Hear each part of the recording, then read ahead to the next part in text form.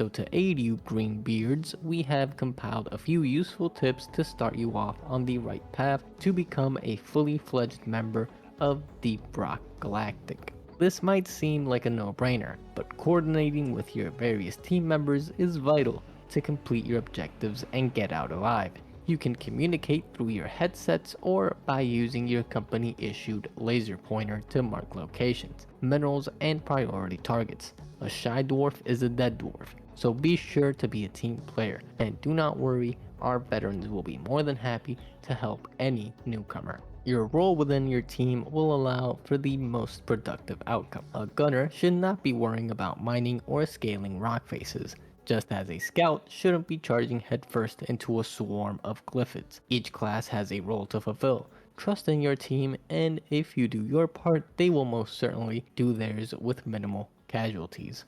In the inevitable eventuality that you run out of ammo or gadgets, use your team's gathered nitro reserves to call in a resupply pod.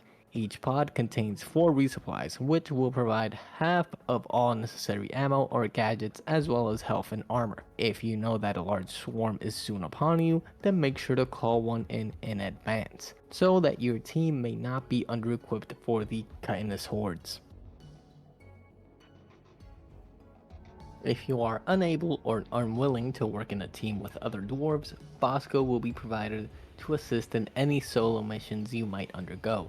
Use your laser pointer to instruct him and ensure to get the most use out of this mechanical deviant. However, we still have some advice for delving into the deep by your lonesome. A lone dwarf can never hope to match the lethality and efficiency of a well-rounded team. Therefore, we recommend that you take a mission's potential difficulty into account when getting into your drop pod.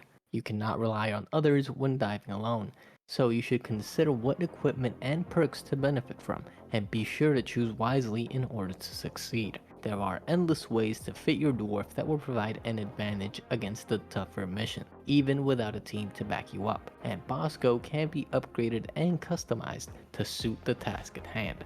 Most important of all for solo delving, however, is your class selection. Mission Control has noticed scouts have a higher success rate of completing missions alone.